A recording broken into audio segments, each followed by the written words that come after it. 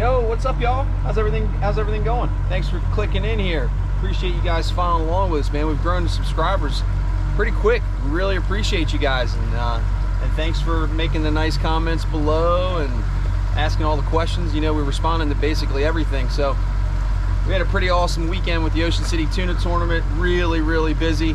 The cabana ends up winning $495,000. They took the winner take all pots in both the heaviest fish and in the stringer. So congratulations to Captain Eddie and the crew of the cabana.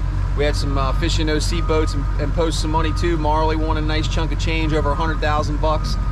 Boss Hog had a nice weekend. So it was a really good weekend at the Ocean City Tuna Tournament, but the wind was blowing, bro. We heard from our neighbor friend Eddie. Eddie, what's up? Good to see you, brother. It was rough, 8 to 10 foot, a couple of 12 footers in there. It was a really rough weekend. Today, not so much, man. One day later, the wind has absolutely died out. Work happening over here behind us, getting some pilings put in. And Kristen and I want to go fishing. We don't know what we're doing yet. We've heard of some flounder up in the Thorofare. There's been some flounder up in the Thorofare. There's been some rockfish and some bluefish at the Route 50 bridge. There's been a couple of croakers and stuff around. So what we're gonna do is we're just gonna head out here. Absolutely beautiful weather, and we're gonna see what's what. Got an incoming tide right now, so we're gonna go to Thorofare first and see if the water's clean enough to drop for a flounder there. Got a couple of mullet and some minnows that I just threw the cast net on. And if the water's not clean in the Thorofare, we're gonna head down the Route 50 bridge, maybe let the dredge loose there, or throw a couple of thingamajigs or Roy rigs or something. Basically, we're on a scouting mission right now to see what might be biting this morning. So if you haven't done it already, hit that subscribe button, like our social media stuff. Let's see what we can do. All right, let's go. Beautiful day. We can't pass this up.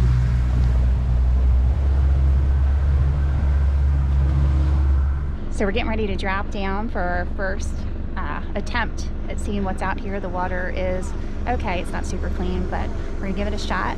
I am using my favorite Deadly Double chartreuse, getting ready to. You can see that. And I have some white gaup and a tiny little bunker that I'm gonna put on today and see what happens. Scott's in the back getting set up right now. The day is beautiful.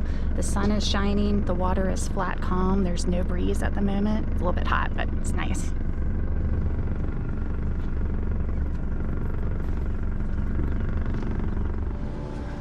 Got a bite? Yeah, I do. I just switched it out to a minnow because I lost my bunker. Swing him over here, nice and Look gentle. how dirty the water is. You can't nice even and see gentle, him. He's nice right and there. gentle. That is some dirty water, but Okay. he's gonna be close. He's probably 15 and a half. What do you say? I'm going 16 and a quarter. Oh, I hope it's 16 and a half. You're usually right. 16 and a quarter. Come on, buddy. What are you looking at? Yeah, 15 and a half. Almost right. 16. All right, here we go. Hold on. Let me turn this off. There we go. All right, so look, here's how you got to do this. Remember, watch your hand.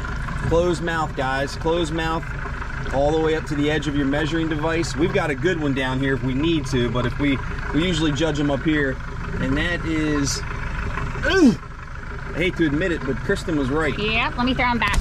Whoa! Settle I down. have to. Woo! Oh yeah, there you go. Good luck with that. Yeah, Sure. well. 15 and a half. Yeah, 15 and a half going back. Hey, chartreuse Deadly Double on my favorite minnow. Watch. There we go. Oh! Oh yeah, buddy. All right, so a couple things here.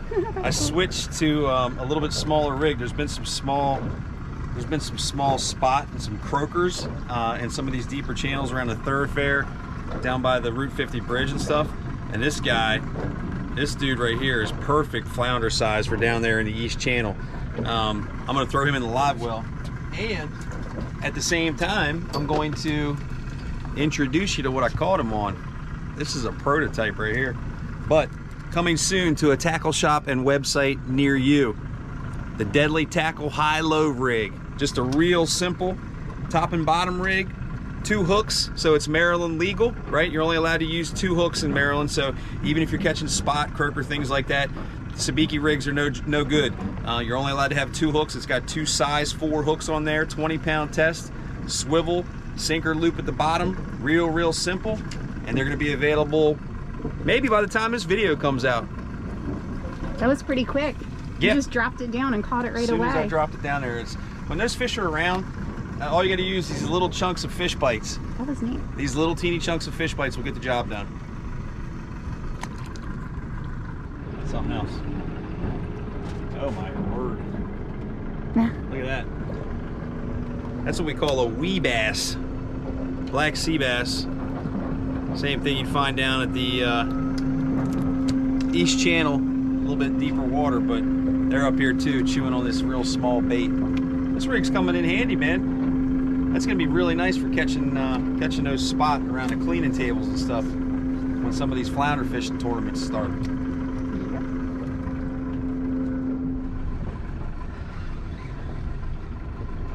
Oh, buddy. That's them, man.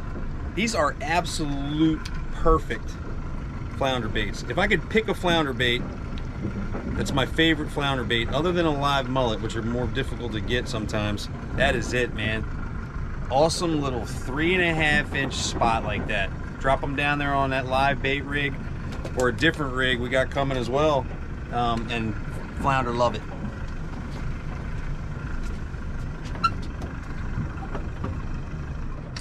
All right, so try out this little high-low rig. I got tired of watching Scott catch all the fish while I just had my flounder set up on in this dirty ass water. Even though they were 3 inches long? Yeah, I didn't even care. I just wanted to try to catch something. You did. Oh no! A wee bass. Oh, that's a sea robin. Yeah, I know. I was just Look at you. those stupid Those things are dumb. Here, trade you. Thanks. You hold this. Well, I said I wanted to catch something on it, but I didn't mean that. So guys, look, be careful with sea robins, even small ones like this, especially when you got a hook flying around. Get your stuff out of the way. You're gonna wanna grab a sea robin by the back of the head, because in the front of the head and on the side of the gill plate here, he's got these little spikes. They'll stick you. On the top of the dorsal fin here, he's also got these little spikes. So be careful. It's not like it's gonna really hurt you too bad. It'll stick you like a pin would, but you get that nasty fish stereo stuff in you, and that's not gonna be good either. So grab him by the back of the head carefully. Undo your hook.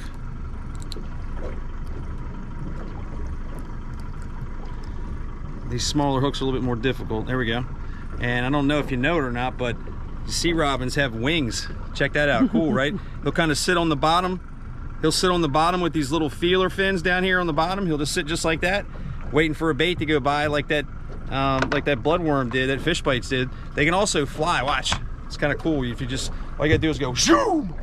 Just caught a little spot just as soon as I dropped it down. That's pretty fun. Get these little rigs for your kids.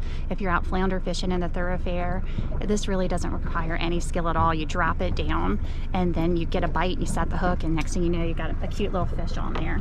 And guys, the best part is you can use these spot for your flounder bait over in the deeper water at the East Channel. All right, so when you're baiting these little rigs up, these little high-low rigs, it's real simple. We're using this fish bites bag of worms. It comes in these long strips like this, all right, like a bloodworm scented, and you just cut these little pieces off. They're only going to be 1/4 of an inch long or so, because fish's mouth is very, very small. These hooks are only size 4, so a lot of times you're snagging them just because they come bum rush the bait and they snag themselves in the side or something, but you won't even really be able to see this, but it's basically just real small piece of fish bites, push it down past the barb of the hook, and that's it. Got 2 of them down there, and then it doesn't take long. When you're in the right spot, and you got those little bait fish around, like cleaning tables and places like that, if you have access to a place where fish are being cleaned, or if you can get to a spot like that by boat and you can just kind of hover off of it, it doesn't take long. I'm getting bites already.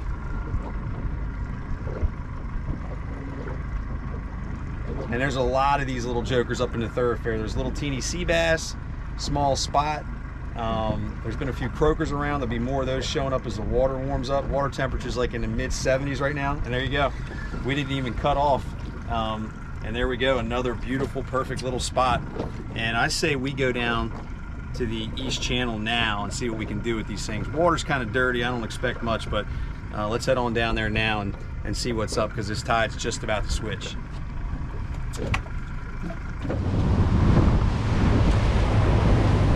We are on our way to the East Channel after catching 1 throwback flounder in some very dirty water in the Thorofare and a bunch of little spot that we're getting ready to use as our bait. Scott's going to tie me on a live bait rig, and then we're going to drop it down. He's also going to show you in just a sec how to get the spot on your hook without losing it. Something that I have a little bit of trouble with. All right, as we move into this crowd of boats here in the East Channel, I'll show you guys how to put these spot on. We just call these up at the Thorofare. And it's real simple. Basically, get them by the back of the head like this. And then I like to go through this nostril on one side and out a little piece of meat on the other side. So in the nostril and then out by the eye socket. That'll grab a little bit of tendon there, and then boop, that's it. Drop that bad boy down and wait for a bite.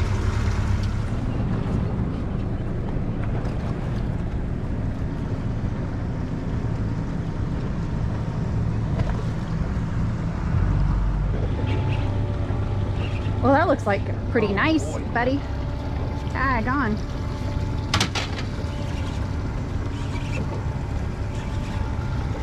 This is a stingray? Oh my God, if it is, you're 3 for 3. Yeah, it's not pulling like one, I don't think.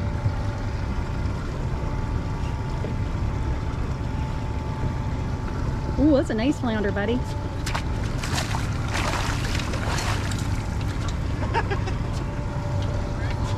Thank you. I told you you're in a good spot.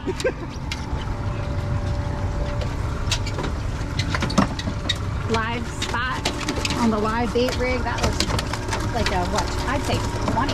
No, 19? Under 19, yeah. Hard to see in the net, but it's a good 19, one. That's a nice fish, yeah. Got him right in the corner.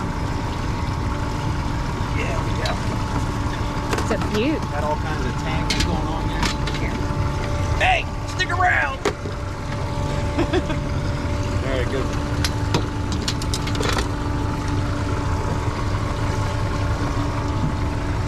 Ooh.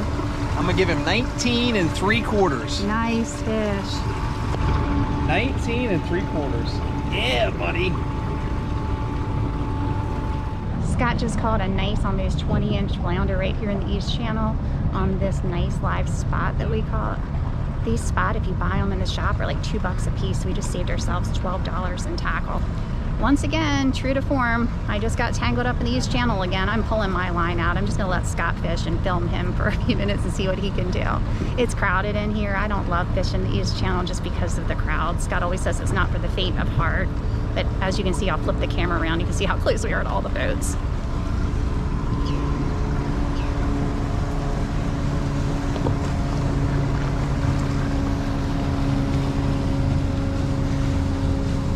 There's the get some. Captain Nick.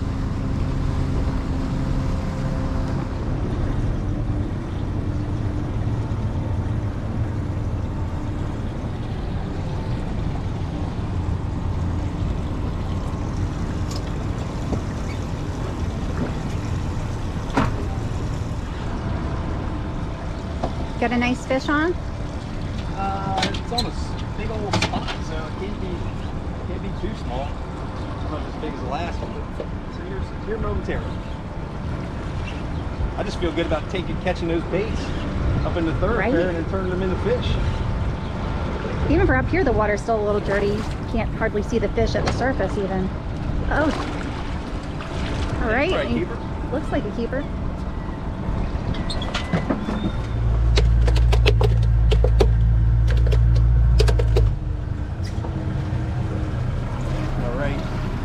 This is going to be real close. You can see, check that out. That spot that he ate, that's probably a 17.5-inch flounder. That spot that he ate is 4 inches long. Let's go ahead and take care of him first. Got him in a good hook set right there in the corner. Looking for 16 inches in Maryland. Our regulations here in Maryland, 16 inches, 4 fish per person, open year round.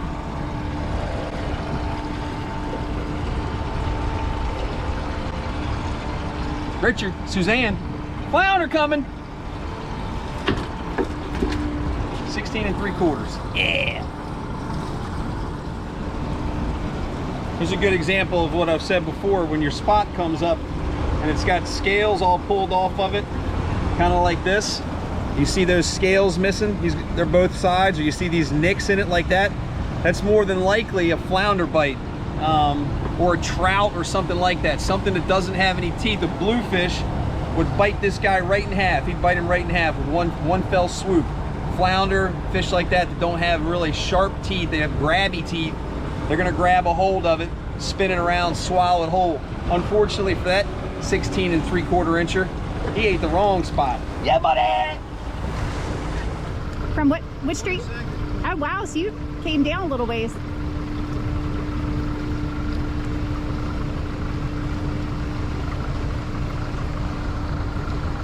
Good luck today. Small turn of events. We were in the East Channel fishing. Something broke in the steering. We lost steering there, which was very scary. And right now the steering is hit or miss. He put the trolling motor in. We're trying to see if we can get our way back to Ocean Pines without a tow. We shall see. You know who we call? ET's Marine, baby! Yeah. You'll be called before you see this video, that's for sure. Yeah, so here's the update. My steering is not completely busted, but it's loosened itself up to the point where it's not catching where it should catch. So I don't have all the mobility out of my steering and my engine as I normally would. So I'm gonna take it slow. What I was ready to do was, I was ready to throw the anchor, because if my steering's gone, all I can do is go front and back, right? I don't want to have to do that in the East Channel, Route 50 bridge coming up, because I've got an outgoing tide. So I was lucky enough to get the steering caught enough to where I can steer the boat kind of about, it looks like about 40 degrees or so, but that should be enough to get me back to the dock, not have to worry about getting the boat towed, that sort of thing. The other thing I've done is I've thrown the trolling motor over. So I've thrown the trolling motor over just in case the steering does give out completely. Then I can turn the trolling motor on, and at least we're in a place where we're going to be out of everybody's way and not in danger of running into somebody or somebody running into us. Everybody's been nice enough to know that we've got some kind of distress on the boat. The steering's not a good thing. Chris is standing up in the front just letting people know that we're only limited in our position. So if we have to, worst case scenario, we throw the anchor, we call Cito, they come get us. But I think I can get us back to the marina, so stick around, we'll see. It sucks, I was catching fish. Thank you to all the people who saw us out there having issues and offered to pull us in. We appreciate it.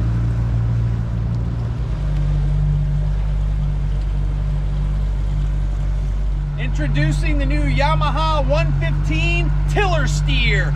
Coming soon to a center console near you. Scott's driving the boat using the engine, and I'm just going to take some videos, and it looks like there's a fun parasail boat right behind us. Let me turn it around and see if you can see them. Look what the rich people are doing.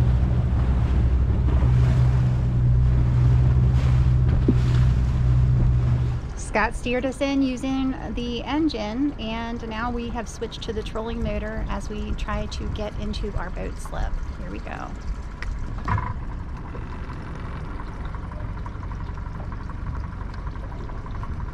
Figure out how to work this engine. Oh, did you have to overhear that? I have never had to use the trolling motor and control it, like for trolling and that sort of thing. I've always just used the anchor lock feature, but I was forced to learn it today, and it's real easy. Basically on my motor, you hit the propeller, that gets it going, plus or minus for your speed, left and right, for your direction. So it's been pretty convenient to get the boat back here in the final 200 yards and hopefully get it in the slip here. No pressure, I'm feeling. None.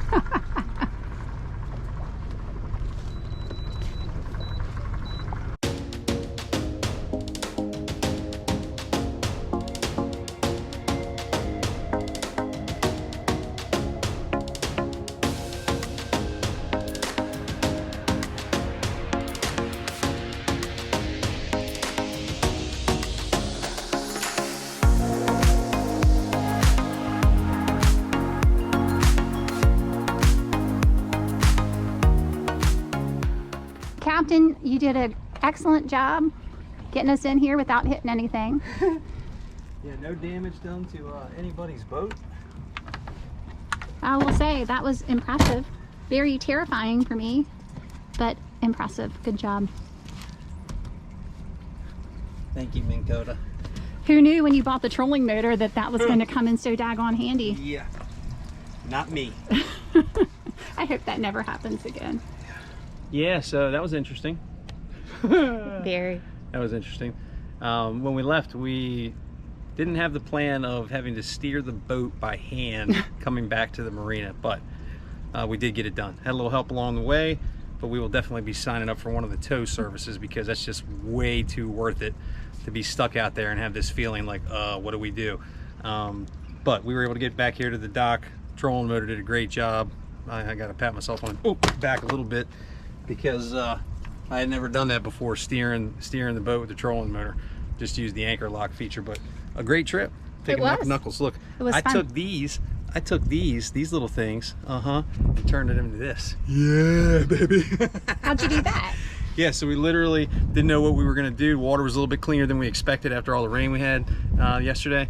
But it was awesome, man. Took these little fish bites, bloodworms, put them on those new rigs, those new high-low rigs, little size 4 hook, 2 hooks on there. There were this little spot in the Thorofare. Kristen had a throwback flounder in the Thorofare, and then we took those perfectly sized spot, went down to the east channel, caught the tide absolutely perfect, real slow, last part of the incoming, first part of the outgoing, boom, boom, caught 2 nice fish on 2 of those spots. It was a really, really great time.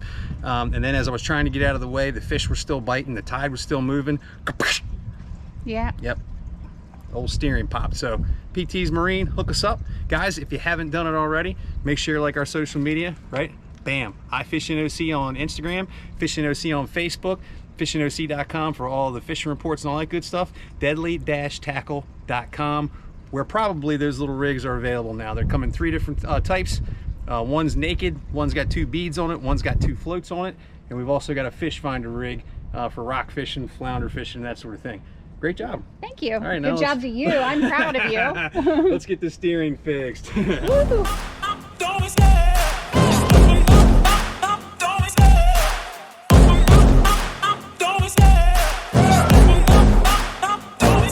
I love the chase and the hunt, and I set the pace when I'm running. I always take what I want and I always give it 100. Don't need a bank, no I'm funded. Play the game like it's nothing. I'm always thankful for something. Don't take for granted, stay humble. Now wake up!